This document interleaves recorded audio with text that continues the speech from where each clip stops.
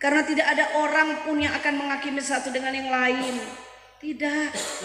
Tetapi memberi kesempatan kepada kita untuk merenungkan dalam hidup. Mari kita lebih dulu menintrospeksi diri masing-masing kita. Baru orang boleh menilai orang lain. Itu pun tidak pantas.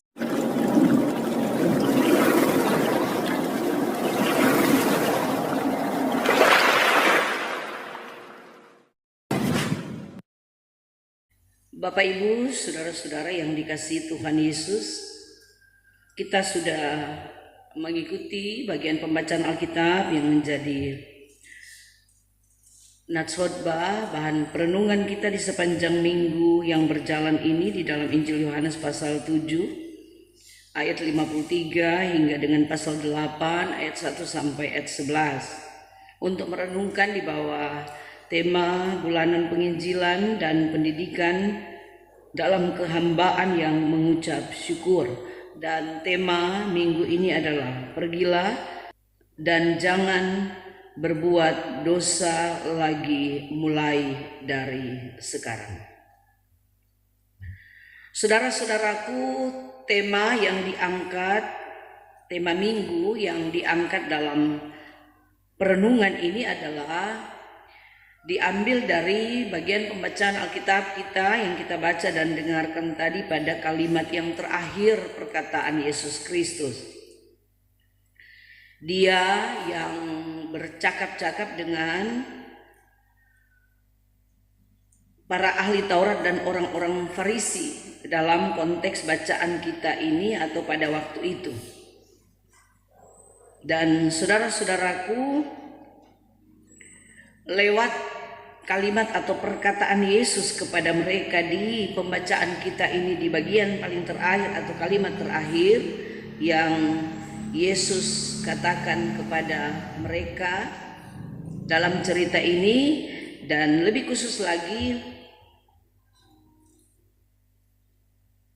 dia katakan jadi dalam percakapan dengan ahli Taurat dan orang Farisi, kalimat ini lebih khusus dia tunjukkan kepada perempuan yang dikatakan perempuan Zina dalam cerita ini, ketika Yesus kini selesai dengan ahli-ahli Taurat dan orang Farisi dan tertinggallah Yesus dengan perempuan itu. Dan kemudian Yesus bertanya kepada perempuan ini. Yesus bangkit berdiri dan berkata kepadanya, "Hai perempuan, di manakah mereka? Tidak adakah seorang yang menghukum engkau?" Maksudnya adalah para ahli Taurat dan orang-orang Farisi. Dan kemudian jawab perempuan itu, "Tidak ada, Tuhan." Lalu kemudian Yesus berkata lagi, kata Yesus, "Aku pun tidak menghukum engkau." Dan kalimat ini disampaikan oleh Yesus, "Pergilah dan jangan berbuat dosa lagi mulai dari sekarang." Saudara-saudara kekasih dalam Tuhan kita Yesus Kristus, perkataan Yesus ini atau kalimat yang Yesus katakan kepada perempuan ini dalam hubungan dengan apa yang terjadi dengan orang-orang Farisi dan para ahli Taurat adalah di dalam rangka untuk menjelaskan soal apa? Soal penghakiman. Maksudnya adalah Yesus di sini mau menjelaskan kepada mereka bahwa dalam hal menghakimi tidak ada seorang pun yang menghakimi sesamanya, karena banyak kali terjadi di masa itu, bahkan juga sampai dengan saat sekarang ini. Kita dapati banyak orang merasa lebih benar, lebih berarti terhadap yang lain. Dan dengan demikian ada begitu banyak orang yang lebih menunjuk bahkan menghakimi sesamanya. daripada dia menintrospeksi dirinya. Dan inilah tujuan daripada Yesus menerangkan atau menjawab lewat pernyataan atau kalimat yang disampaikan Yesus dalam cerita ini. Saudara-saudaraku, maksud daripada tema minggu ini adalah untuk penerimaan yang positif dari setiap kita umat manusia, bahkan dari warga gereja dan secara umum masyarakat, bagi mereka yang pernah menjadi korban dalam hubungan dengan praktek zina, seperti diantaranya perdagangan manusia dan juga yang terlibat prostitusi. Dan bagaimana gereja serta pemerintah juga dipanggil di sini untuk mengedukasi, memberikan pengetahuan, memberikan pengajaran kepada mereka, supaya jemaat dan warga masyarakat kemudian menyadari akan pentingnya berkarakter Kristus. Inilah yang menjadi tujuan daripada perenungan kita atau lewat tema minggu yang disampaikan pada bagian ini. Saudara-saudara kasih dalam Tuhan kita Yesus Kristus, tulisan di dalam kitab Injil Yohanes di sini adalah berasal daripada Yohanes, seorang rasul atau salah satu murid Tuhan Yesus. Dia adalah murid yang kemudian bersama dengan dua murid yang lain disebut dengan orang-orang yang sangat dekat dengan Yesus. Bahkan Yohanes disebut dengan murid yang dikasihi oleh Yesus. Tulisan ini ditulis sekitar tahun 85 dan 96 Masehi di Efesus, yang ditujukan kepada semua orang non-Yahudi dan juga orang-orang Kristen. Saudara-saudaraku, dalam kitab Injil Yohanes ini adalah mau menyatakan tentang atau mau menjelaskan tentang teologis yang mendalam tentang kebenaran melalui penekanan atau menekankan soal keilahiannya Yesus Kristus. Dia adalah Yesus Kristus, Sang Mesias, Raja Damai sebagai Putra Allah, Penyelamat dunia. Serta dalam bagian ini mau menyampaikan tentang pentingnya iman dan kasih dalam kehidupan kekristenan. Saudara-saudaraku, di dalam kitab Injil ini menjelaskan bahwa Yesus adalah firman yang kemudian menjadi manusia dan memiliki sifat ilahi sama dengan Allah Bapa, berangkat dari Injil Yohanes pasal 1 yang mengungkapkan tentang supaya kamu percaya bahwa Yesus Kristus anak Allah dan dengan imanmu kemudian beroleh hidup di dalam namanya. Yohanes 20 ayat 31. Saudara-saudara kekasih dalam Tuhan kita Yesus Kristus, kita perhatikan di sini bahwa dalam cerita ini diceritakan lalu mereka pulang masing-masing ke rumahnya. Tetapi di pasal 8 Yesus pergi ke Bukit Zaitun. Pagi-pagi benar ia berada lagi di bait Allah dan seluruh rakyat datang kepadanya. Ia duduk dan mengajar mereka. Saudara-saudara, cerita ini di dalam konteks sepanjang perayaan Hari Raya Yahudi, yakni Hari Raya Pondok Daun. Apa Hari Raya Pondok Daun itu? Hari Raya Pondok Daun itu dirayakan oleh umat Yahudi yang merayakannya dari berbagai tempat. Mereka datang dari luar Yerusalem, kemudian mereka datang berkumpul di Yerusalem, dan bahkan yang hadir itu mereka yang tinggal jauh dari Yerusalem, dan kemudian mereka berkumpul dan menyatu di sana. Untuk apa, saudara-saudaraku, adalah dalam perayaan ini adalah perayaan tentang mengingat dan kemudian menghayati akan bagaimana perlindungan, bagaimana tuntunan, bagaimana pemeliharaan Tuhan, bagaimana kasih sayang Tuhan yang dialami oleh umat Tuhan ini lewat sejarah penyelamatan Tuhan, di mana mereka pernah mengalami masa yang sulit dalam mengarungi akan atau melintasi padang gurun. Dan oleh karena itu setiap perayaan Pondok Daun itu dirayakan dalam rangka penghayatan itu. Dan saudara-saudaraku, seperti yang dikatakan dalam cerita ini bahwa Yesus di sekitar bait suci itu dia mengajar sepanjang perayaan hari raya itu. Karena memang saudara-saudaraku, di perayaan Hari Raya Pondok Daun itu dirayakan pada setiap tahun oleh orang-orang Yahudi yang datang berkumpul di sana di Yerusalem, dan kemudian mereka rayakan itu berhari-hari.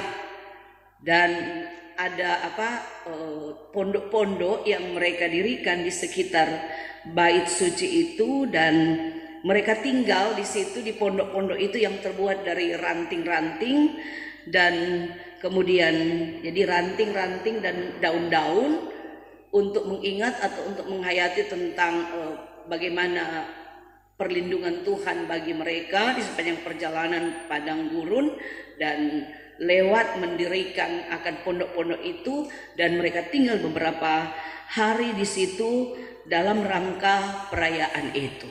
Dan oleh karena itu maka perayaan ini disebut dengan perayaan Hari Raya Pondok Daun. Dan sepanjang perayaan itu maka Yesus ada di sekitar situ, dan kemudian dia mengajar. Inilah yang dikatakan pada bagian ini bahwa Yesus mengajar di situ. Ia berada di bait Allah dan seluruh rakyat datang kepadanya, ia duduk dan kemudian mengajar. Nah, di sela-sela atau dalam pengajaran Yesus ini, kemudian apa yang terjadi di sini, para ahli Taurat dan orang-orang Farisi kemudian membawa kepadanya, dan ternyata jelas di sini diterangkan bahwa apa yang dilakukan oleh mereka itu dalam rangka untuk mencobai dia. Nah, saudara-saudaraku, mencobai Yesus supaya mereka boleh mendapati kesalahannya. Karena mereka punya niat jahat terhadap Yesus.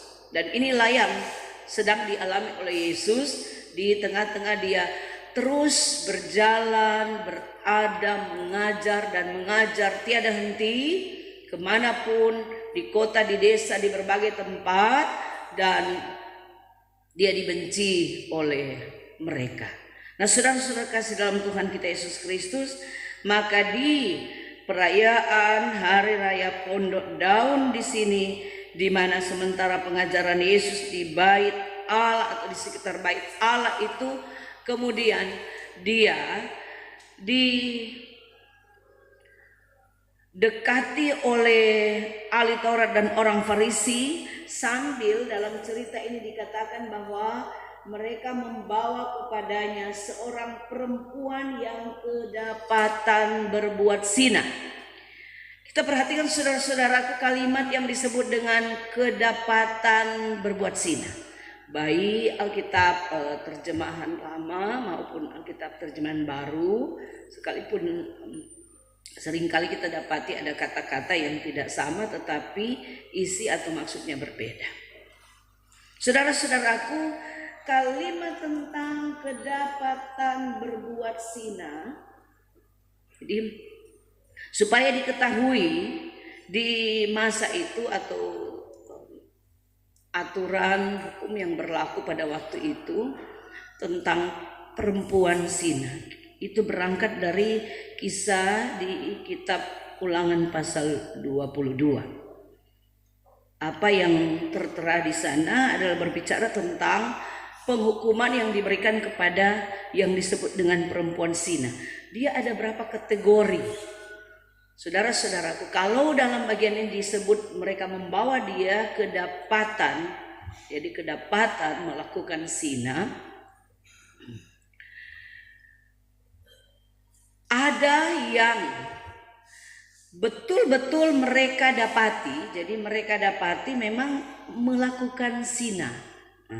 Jadi betul-betul ada orang yang kemudian melihat dengan mata kepala sendiri sedang melakukan zina. Saudara-saudaraku, apa yang sebenarnya dimaksudkan dengan melakukan zina atau berbuat zina? Berbuat zina itu adalah perbuatan yang tidak benar, perbuatan dosa. Dan melakukan zina adalah melakukan praktek persetubuhan di luar nikah.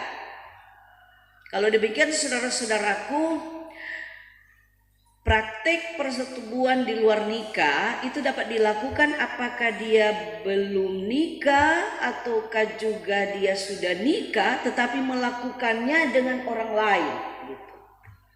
Jadi yang melakukan itu bukan pasangan yang sah yang sudah menjadi suami istri. Itulah perbuatan zina. Nah, saudara-saudaraku, yang dilakukan itu adalah perilaku seks bebas.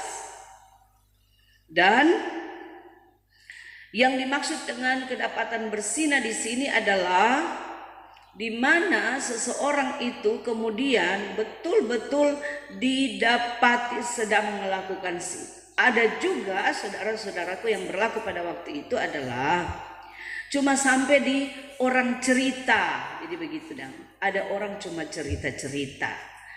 Kemudian ada juga yang betul orang dapati, tetapi pada waktu mereka dapati atau tidak ada orang yang betul-betul melihat pada saat melakukan zina. Jadi saya pikir kita mengerti ini. Jadi ada juga saudara-saudaraku yang memang betul-betul mendapati pada saat itu memang sedang melakukannya. Ada yang kemudian ada yang melihat atau saya melihat mereka berdua ada di dalam kamar. Tetapi ketika orang datang melihat itu atau ada orang yang melihat mereka ada di dalam kamar berdua dan bukan sebagai suami istri yang sah, saudara-saudara, tetapi yang melihat itu tidak melakukan. Jadi artinya misalnya ada duduk-duduk di dalam kamar misalnya, atau mungkin Dahlia di jalan, ada bercerita atau berdekat begitu. Tetapi tidak melakukan zina. Jadi kategori-kategori tentang ini memang tidak tidak asal-asalan. Yang seharusnya yang betul-betul akan mendapatkan hukuman adalah mereka yang betul-betul memang kedapatan betul ada liar pada saat itu sedang mempraktekkan zina. Ini memang tidak gampang. Tetapi yang berlaku saat itu adalah seperti itu. Hukuman diberikan kepada mereka yang betul-betul mendapati sedang melakukan zina. Kalau dalam bagian ini kedapatan melakukan zina. Ada juga saudara-saudaraku mereka menjebak Yesus, mencobai Yesus dengan membawa perempuan itu, tetapi mereka tidak melihat sedang melakukan zina atau betul-betul sedang mempraktekkan zina itu berbuat dosa. Dan untuk yang betul-betul kedapatan saat itu atau ada betul-betul orang yang membuktikan bahwa dia telah melakukan zina, maka berlakulah hukuman yang diberikan kepada umat Israel di kitab Ulangan pasal 22 ini. Sekali lagi, untuk mereka yang betul-betul mendapati, jadi yang telah mempraktekkan zina yang disaksikan pada saat itu di depan mata orang yang melihatnya. Apa hukuman yang ditimpakan kepada yang betul-betul melakukan zina, betul-betul dilihat saat itu sedang melakukannya? Adalah hukumannya dia harus berada di depan rumah pintu, jadi di muka rumah dan di pintu muka rumahnya, atau disebut dengan rumah ayahnya. Untuk apa, saudara-saudaraku? Di depan pintu rumah dari ayahnya atau rumah itu, maka perempuan itu harus dilempari dengan batu. Harus dilempari dengan batu oleh seluruh orang yang ada di kota itu. Bukan main. Ini hukuman yang ditimpakan kepada orang yang betul-betul dibuktikan telah dilihat nyata saat itu melakukan zina. Dia harus dilempari batu oleh seluruh orang di kota itu sampai dia mati, atau disebut dengan dirajam dengan batu. Kenapa? Karena orang itu disebut dengan telah menodai Israel. Dan oleh karena itu maka dia pantas untuk menerima hukuman itu. Kenapa harus dilakukan seperti itu? Atau kenapa penghukuman diberikan kepada orang itu? Supaya menghapus, supaya menghapus kejahatan atau dosa di tengah-tengah Israel. Ini penghukuman yang terjadi. Memang saudara-saudaraku, katakan lagi, memang penghukuman di masa Israel itu memang luar biasa. Hukum yang berlaku pada saat itu memang luar biasa. Sudah sangat berbeda dengan kita di zaman ini.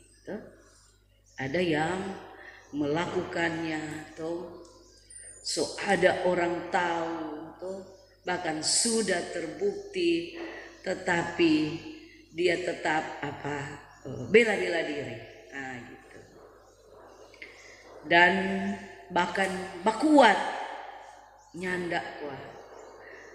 Bahkan sebaliknya dia menghujat orang yang katakanlah menuduh dia atau mengatai dia.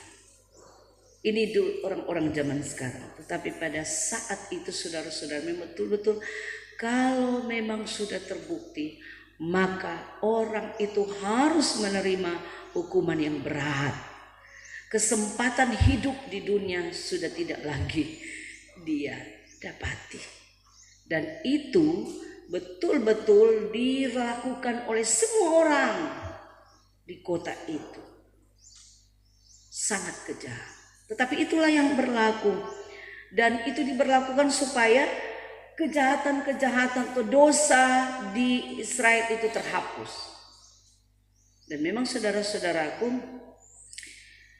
tindakan seperti itu adalah efek jerah kepada orang-orang supaya tidak segampang atau mudah untuk melakukan itu. Menjadi peringatan kepada mereka yang dianggap semakin hari semakin tahun sudah kita melihat ada orang atau bahkan banyak orang menganggap sudah biasa melakukan zina atau dikatakan seks bebas, mempraktikkan praktik seks bebas dengan orang yang bukan menjadi suami atau istri sah di sana ini. Bahkan saudara-saudaraku, di daerah kita ini tingkat tingkat perceraian itu tinggi. Di Indonesia tingkat perceraian tinggi. Ada juga di daerah-daerah kita ini. Kadang-kala bikin malu buat orang semua itu yang katuk masih bajalang di bagus. yang berusaha untuk melakukan yang baik. Kan saudara-saudaraku, umat Kristen sekalipun, bahkan juga saudara-saudara, bahkan ada juga pelayan-pelayan Tuhan. Pelayan Tuhan, umat Kristen yang dan juga anggota jemaat. Ya ada yang dibilang tahu malu gitu. Tapi mudah-mudahan di Maranatha ini tidak ada, kan?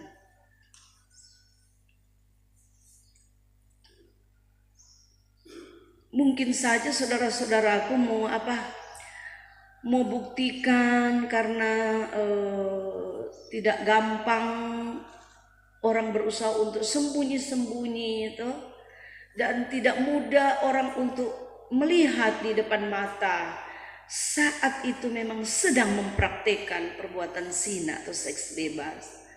Tapi saudara-saudaraku, bukti-bukti dalam bentuk yang lain misalnya sudah sangat kentara. Tuh. Ada yang sekalipun sekian lama dan akhirnya membuktikan bahwa so baku-baku baku WA, so ada foto-foto yang tidak senonoh, ada yang baku-baku balas pesan atau WhatsApp itu dengan sonin tahu malu, dan ada orang yang mendapatinya. Apalagi itu apakah dengan demikian tidak benar?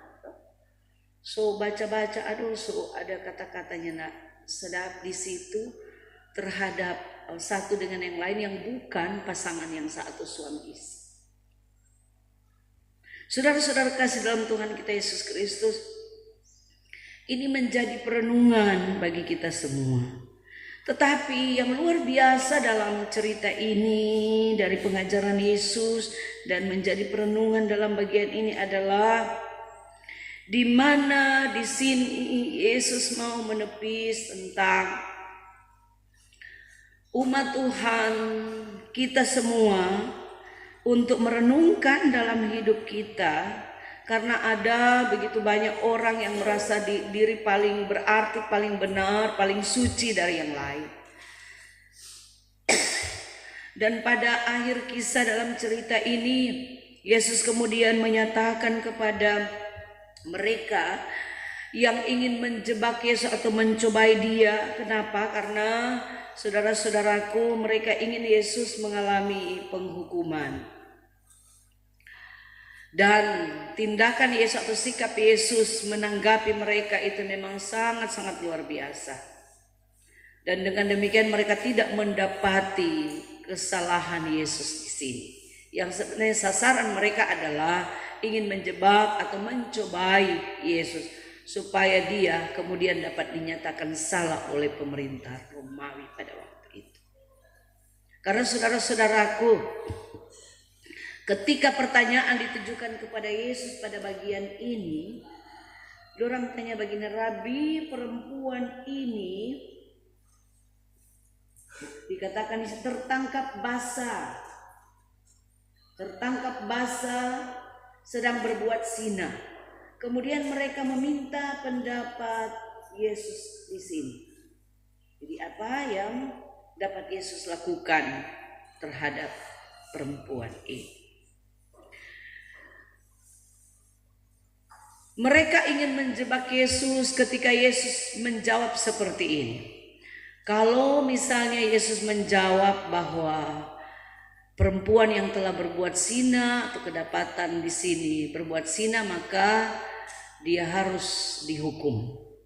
Kalau sampai Yesus menjawab dia harus dihukum, maka disitulah letak kesalahan Yesus. Karena hanya pemerintah Romawi sajalah yang berwenang untuk menyatakan penghukuman terhadap seseorang. Dan Yesus tidak pantas untuk melakukannya. Atau menyatakannya. Maka Yesus pantas untuk dihukum.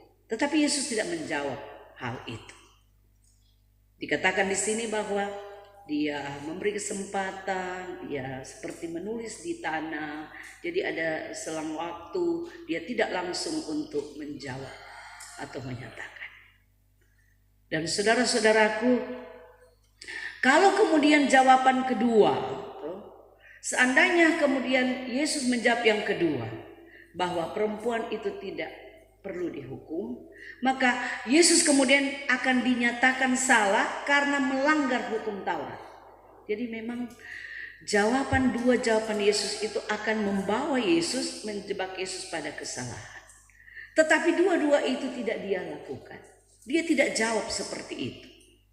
Dan oleh karena itu, para ahli Taurat dan orang Farisi tidak mendapati Yesus salah dalam hal ini terhadap jawaban Yesus. Apa jawaban Yesus pada cerita ini? Tidak yang pertama, tidak yang kedua yang saya katakan tadi, tetapi luar biasa jawaban Yesus di sini.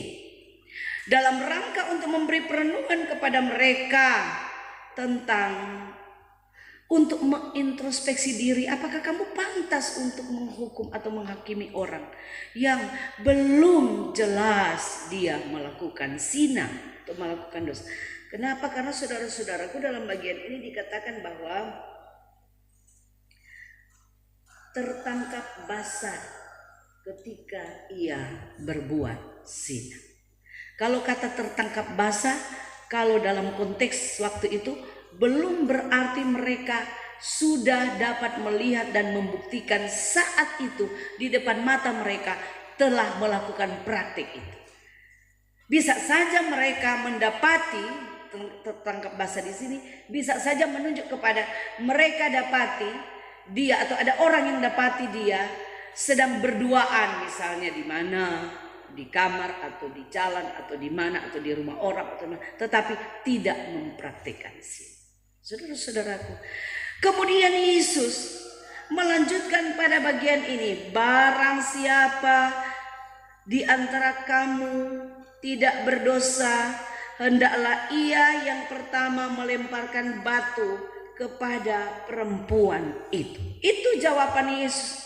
Jadi sekali lagi Yesus tidak menjawab yang pertama karena akan membawa atau menjebak dia kepada penyataan salah dari pemerintah Roma. Atau seperti saya katakan di jawaban kedua yang kemudian membawa dia atau menjebak dia pada menyatakan salah karena melanggar hukum Taurat. Tetapi Yesus menjawab di sini, siapa yang tahu bahwa dia tidak berbuat dosa, barang siapa di antara kamu tidak berbuat dosa, maka dia pertama kali yang akan melemparkan batu atau merajam dengan batu kepada perempuan itu. Dan lewat jawaban Yesus, lewat pernyataan Yesus ini, para ahli Taurat dan orang Farisi ini mereka tidak melakukannya. Jadi lalu ia membungkuk dan menulis di tanah. Tetapi setelah itu mendengar perkataan itu, maka mereka di sini dikatakan bahwa akhirnya tinggallah Yesus. Jadi mereka pulang, mereka pergi menghindar dari perkataan Yesus. Mereka tidak melakukannya. Saudara-saudaraku, inilah yang mau diingatkan pada bagian ini, bahwa Yesus mau menepis pandangan atau pemahaman yang keliru di sini tentang menghakimi seseorang atau menghakimi sesama. Karena lewat bagian ini mau mengingatkan kepada kita bahwa semua kita manusia adalah berdosa. Kepada kita semua umat manusia dipanggil untuk apa? Untuk tidak merasa paling berarti, paling benar, paling suci dari yang lain. Tetapi Sekalipun demikian bukan berarti bahwa lewat apa yang dinyatakan Yesus ini kemudian dia membiarkan silakan siapa saja dapat berbuat zina. Dan itu tidak ada seorang pun yang dapat menghakimi orang lain. Bukan seperti itu. Tetapi inti daripada pemberitaan ini atau lewat apa yang dilakukan oleh Yesus ini mau menyatakan, memberi perenungan kepada kita bahwa keadilan kasih yang daripada Allah di dalam Kristus itulah yang harus kita kedepankan dalam kehidupan di mana Tuhan utus dan Tuhan kirim kita untuk hidup di dunia ini.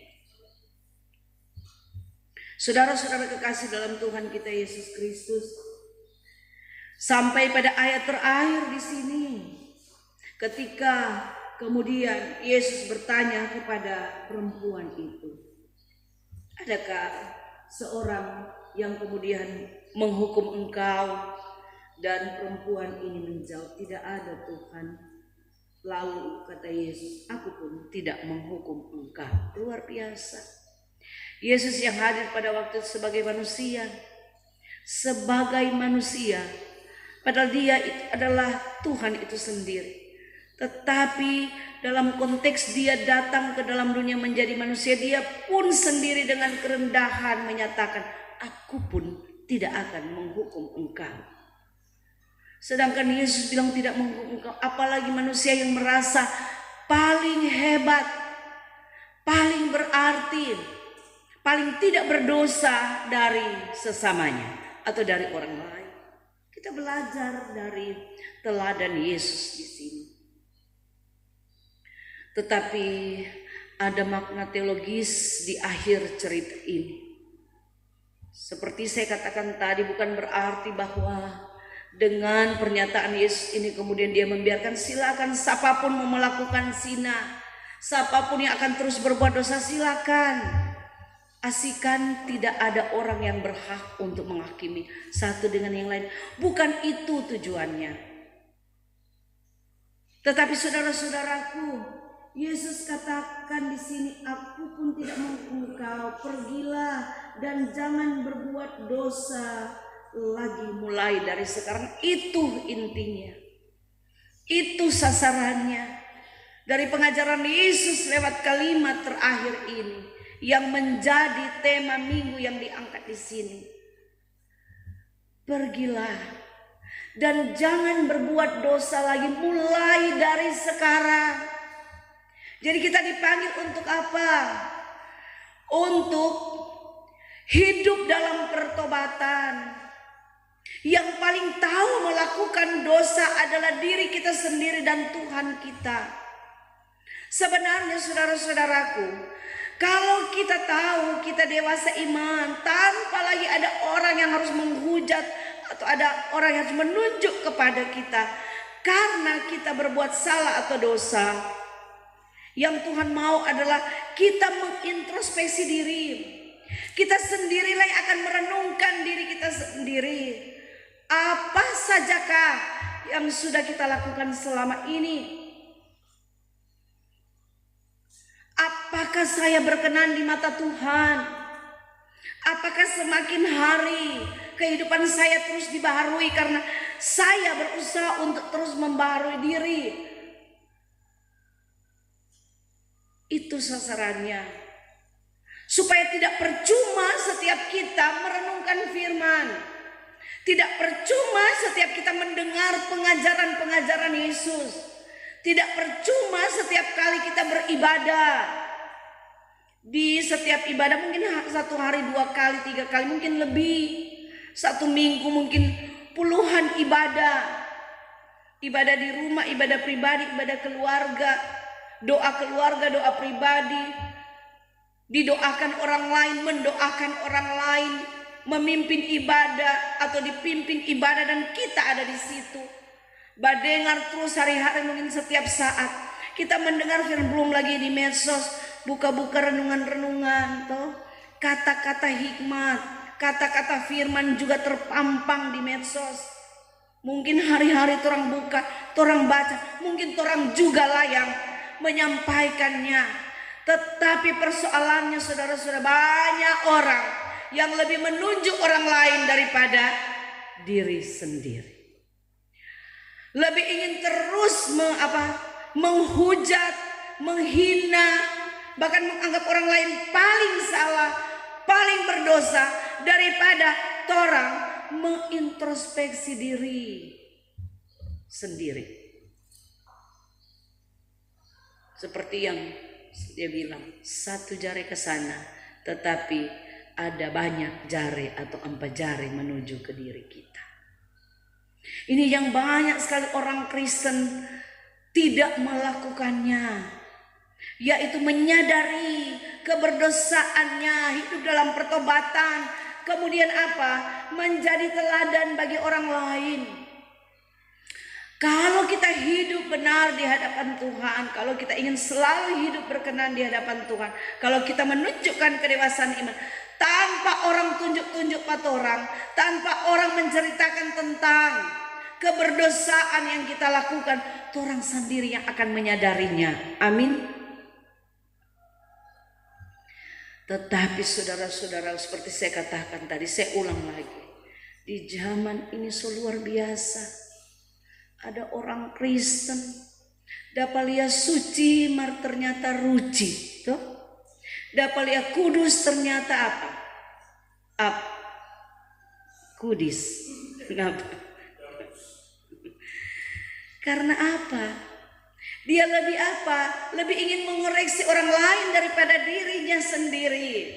Tapi kalau masing-masing kita betul-betul menunjuk kepada diri kita, coba periksa-periksa apa saja yang sudah kita lakukan selama ini daripada kita lebih menuduh atau menunjuk orang lain. Sekali lagi, bukan berarti dalam bagian Tuhan mau bilang silakan, karena tidak ada orang pun yang akan menghakimi satu dengan yang lain. Tidak. Tetapi memberi kesempatan kepada kita untuk merenungkan dalam hidup. Mari kita lebih dulu menintrospeksi diri masing-masing kita. Baru orang boleh menilai orang lain. Itu pun tidak pantas. Kalau soal mengembalakan, itu memang tugas gereja. Membina sesama jemaat. Karena apa? Karena memang sudah memang terbukti melakukan. Itu memang tidak mudah. Dan ini saudara-saudaraku yang juga menjadi modal di perenungan kita menjelang mempersiapkan sebentar pelayan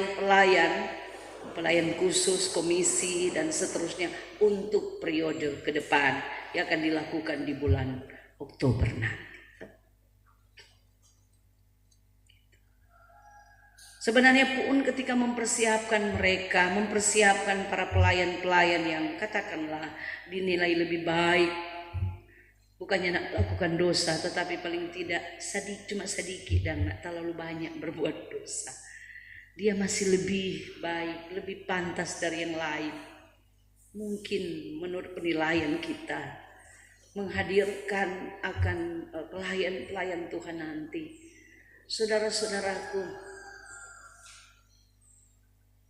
dia nak mau tunggu orang lain menuding kita, tetapi orang sendiri yang sadar. Kalau memang orang tahu bahwa orang merasa bahwa paling banyak berbuat dosa, saya mau katakan seperti di ibadah-ibadah kolom juga saya ingatkan, sudah coba calon. Amin. Dari intro tidak perlu orang mau tunjung-tunjung atau mau tuduh-tuduh, tapi orang sendiri yang introspeksi diri. Ya tidak pantas kita.